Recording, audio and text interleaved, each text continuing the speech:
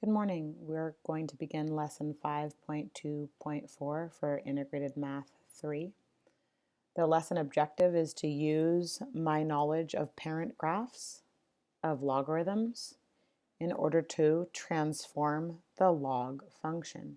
Again, logarithms are a function, and the same understandings that we have from transforming, meaning to shift horizontally and vertically, as well as to stretch, and as well as to reflect, all functions apply to the logarithm function. So the first thing to do is to quickly go over the opener. The opener for the lesson was to graph y equals log base 2 of x. Again, the strategic inputs that we choose that give us integer outputs for a logarithm are always the base. So log base 2 of 2 will output a 1. Log base 2 of 1 will output a 0. Again, this is because 2 to the 0th equals 1. Putting in 1 over base, log base 2 of 1 over the base will get me out a negative 1 always. These three inputs being base will always output a 1. 1 will always output a 0, and 1 over the base will always output a negative 1 are these strategic inputs. But for smaller bases, we could probably fit in base squared. So 2 squared is 4, so log base 2 of the base squared means, again, 2 to what power gets you a 4? 2 to what power gets you 4? 2.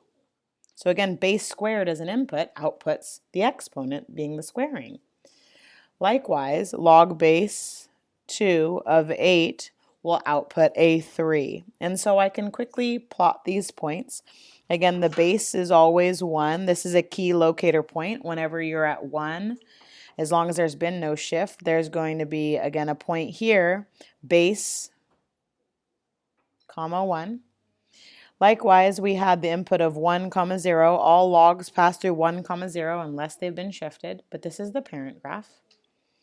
When we input the 1/2, we get out the negative 1. When we input a 4, we also got out a 2. And when put in an 8, we got out a 3. And I happen to have a lot of space on my graph. So if I put in 16, or 2 to the 4th, I would get out the 4. So I'm able to squeeze that into my graph. I'm able to also now show that this graph is growing,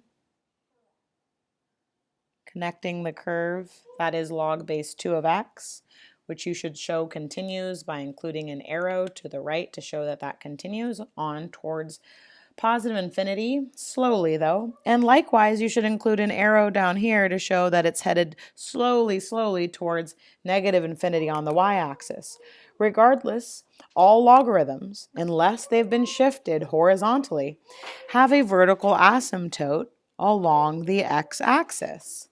So again, that vertical asymptote I'll show with a dashed line.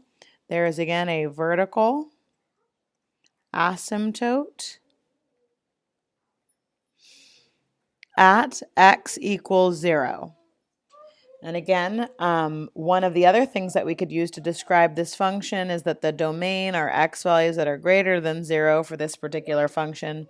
And also the range would be all real numbers from negative infinity to infinity, or all real numbers.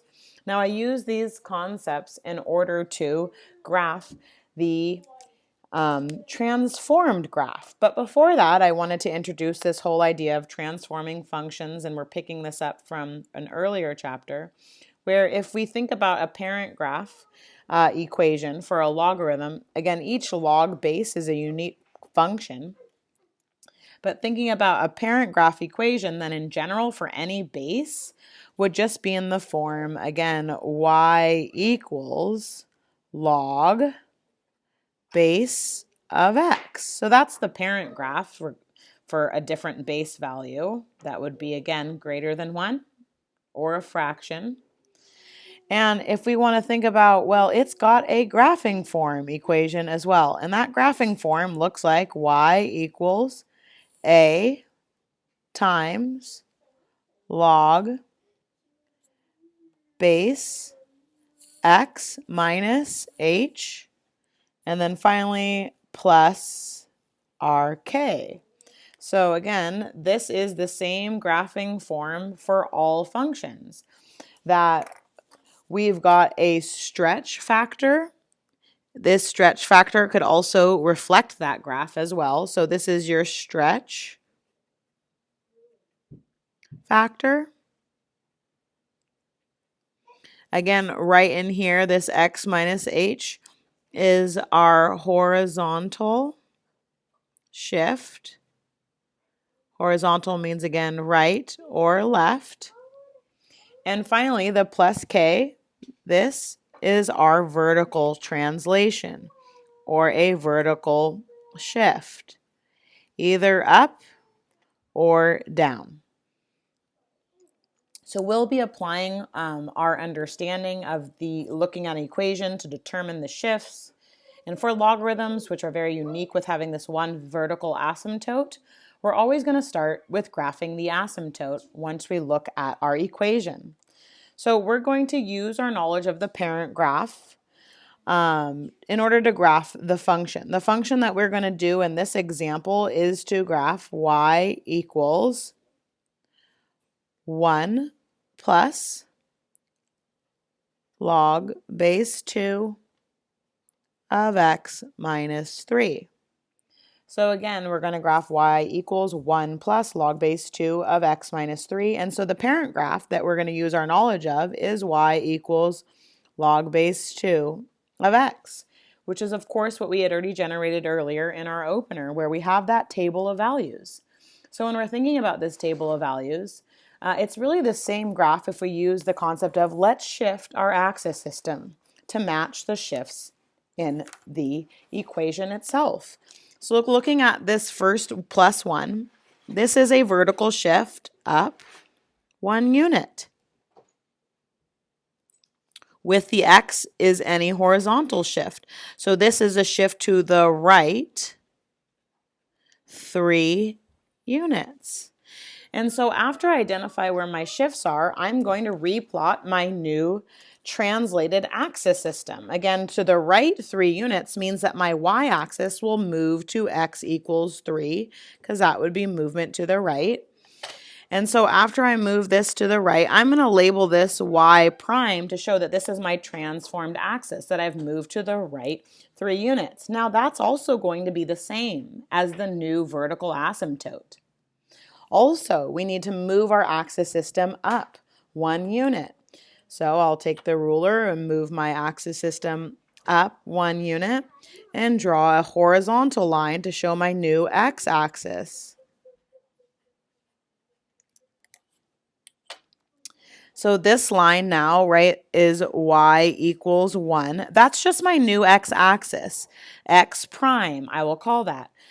That is not any asymptote or anything like that, but we do have an asymptote along this new y prime axis at x equals 3. So I'm going to go ahead and start by just drawing in the fact that I understand that that will be my new vertical asymptote. So now we'll have a vertical asymptote at x equals 3.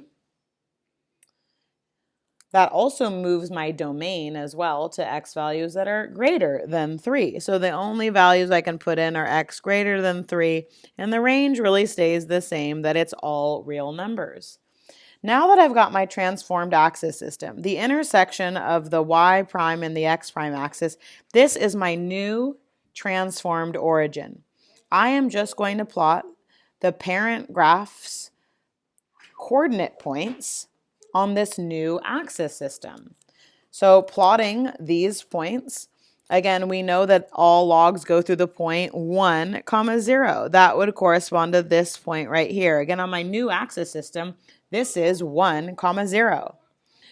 Again, since this is 0, and we think about the base of this is 2, when you input a 2, so 1, 2, you get out a 1. When you input base squared, 1, 2, 3, 4, that's the base squared, you get out a 2. When we input base cubed, again, that would be 8 from this point. So 1, 2, 3, 4, 5, 6, 7, 8. you get out a 3. So 1, 2, 3 would be up here. Likewise, we can't forget about that input of 1/2 away from the new origin. It outputs a -1, which that point actually happens to be my new x-intercept for this curve. Now I'm going to go ahead and again show that this curve passes through these points and continues on, as well as goes down towards -infinity. Now that is the graph of a transformed logarithm. We can follow the same conventions for transforming any function as we can for logarithms, which are also a function. Start with identifying your translations, horizontal and vertical, draw your new coordinate axis system, and then just plot the parent graph. Make sure to fully describe the graph, including a description of its vertical asymptote, its domain, and its range. There'll be some problems that you will be doing on your own, which also would include sometimes a stretch factor. The only way that the stretch factor impacts the graph is that each of the outputs would be then multiplied by that stretch factor, but you can still use the parent graph's outputs to then multiply by that stretch factor.